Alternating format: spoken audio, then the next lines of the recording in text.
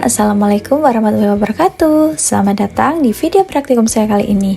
Sebelumnya, perkenalkan nama saya Makfiro dari Universitas Terbuka UP BJJ Semarang.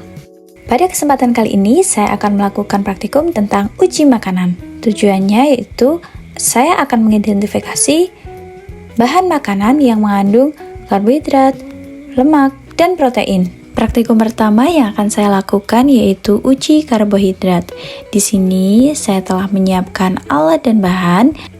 Alat yang saya gunakan yaitu betadine.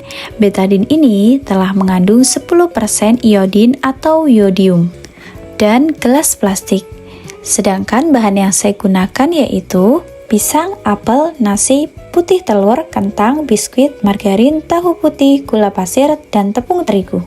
Sekarang saya akan menetesi setiap bahan makanan dengan larutan iodin atau yodium untuk mengetahui apakah makanan tersebut mengandung amilum atau tidak.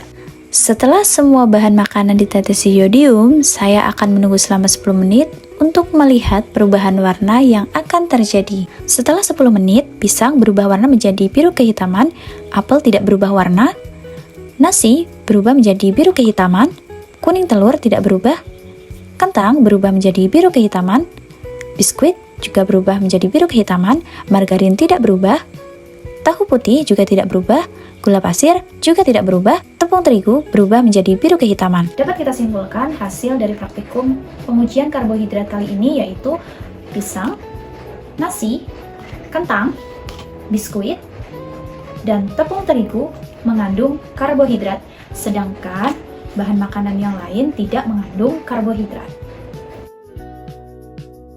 Saya akan melakukan praktikum yang kedua yaitu uji lemak. Saya akan menguji lemak pada bahan makanan. Alat yang akan saya gunakan yaitu lampu, lilin, sendok, sampul, korek api, dan gelas plastik. Dan bahan yang akan saya gunakan yaitu air, minyak, seledri, kemiri, jagung, margarin, santan, susu, dan wortel. Selanjutnya, saya akan mengoleskan air dan minyak ke masing-masing sampul yang sudah saya beri label. Kedua sampel ini digunakan untuk membandingkan sampel-sampel yang lain, di mana air tidak mengandung lemak dan minyak mengandung banyak lemak. Selanjutnya, ambil wortel dan usap-usap di atas kertas coklat yang sudah disediakan. Kerjakanlah hal serupa untuk ke-9 bahan makanan lainnya. Untuk margarin, dipanaskan di atas sendok dengan menggunakan panas dari nyala lilin.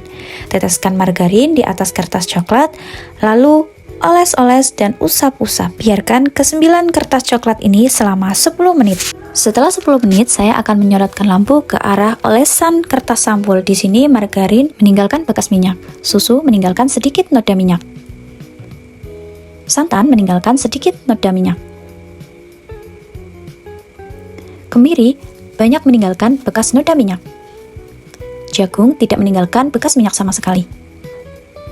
Wortel tidak meninggalkan bekas minyak. Seledri tidak meninggalkan bekas minyak. Jadi, setelah kita melihat, dapat kita simpulkan bahwa margarin, kemiri, dan minyak mengandung lemak, sedangkan air, seledri, jagung, wortel tidak mengandung minyak, dan santan serta susu mengandung sedikit minyak.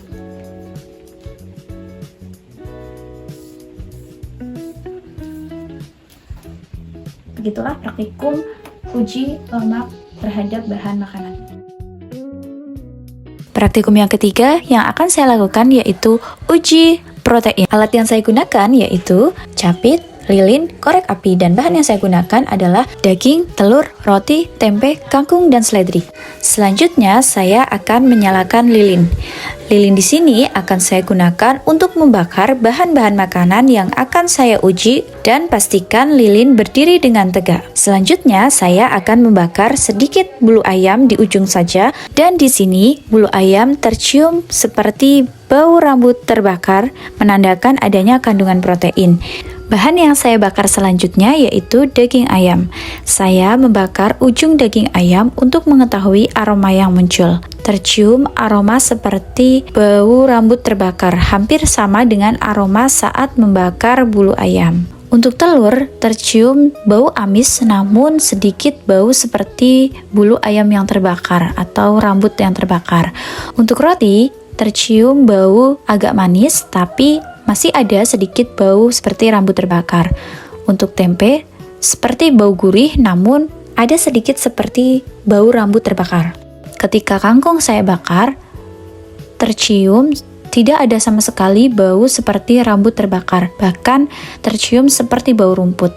Dan untuk seledri, masih sama seperti kangkung yang masih memiliki ciri khas bau seledri. Dari hasil praktikum uji protein, diketahui bahwa daging ayam, telur, roti, dan tempe menunjukkan adanya kandungan protein.